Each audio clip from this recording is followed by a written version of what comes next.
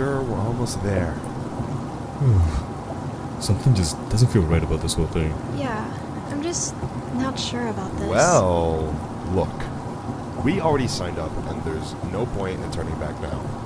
Plus, it's a pretty simple job considering the fact that I'm trying to save up for a new... Yeah, for a new whip. We know.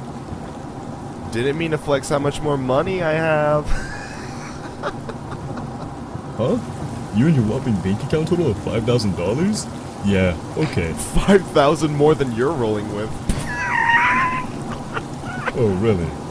Me and you both know, bro. Ugh, can you guys shut up already? I think that's the place. Yikes, looks like Todd's house. This place really did go downhill. Huh. Guess so.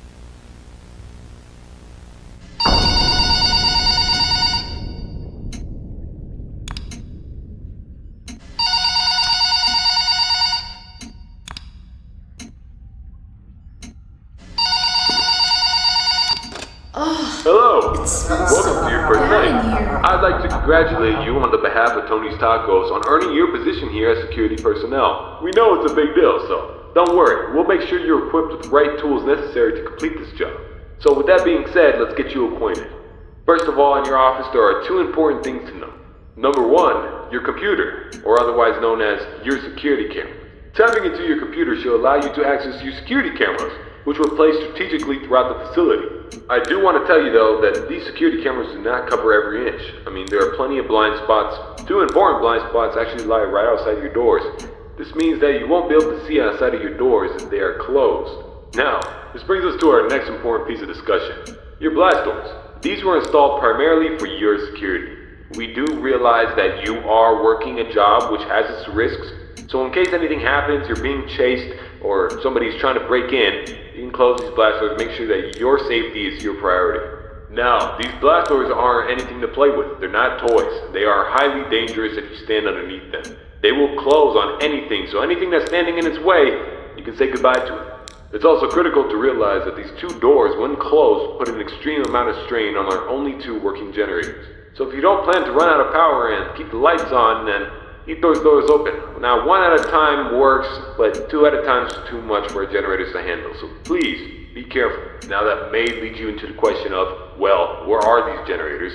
I mean, if they do break down, is there anything you can do about it? Yeah, you can. We trained you on how to repair them, so let me tell you where they're located. Within your office should be a newly installed flat-screen TV, which displays a digital map of the entire restaurant. This is going to come in handy whenever you need to locate something. Now there should be alarm lights installed on that TV screen. These alarm lights will only enable whenever there's a malfunction or a shutdown of any sorts. So if a generator were to accidentally break down at some point, an alarm light should go off telling you exactly where you need to go to fix it. Luckily for you, the only two generators which power this entire facility are located in the same area, the parts and service region. The third and only alarm light in the arcade actually corresponds to the ventilation system. We have installed our ventilation reset switch in the arcade. I know it's unconventional, but our engineers decided that was the best spot for it. Knowing where the ventilation reset switch is located will be the deciding factor between life or death. The cons about purchasing an old abandoned pizzeria is that everything around is pretty much historic. I mean, they're antiques, so your ventilation system sucks. Sorry to break it to you, but you're gonna have to reset it every once in a while. And since all the doors are locked here, you're not gonna have an extra airflow of air anytime soon. Oh, and there's one more thing I forgot to mention within your office. Towards the south wall in the back part of your office should be a small stage. On this stage should be an old and abandoned animatronic. Now this is a relic from the old pizzeria.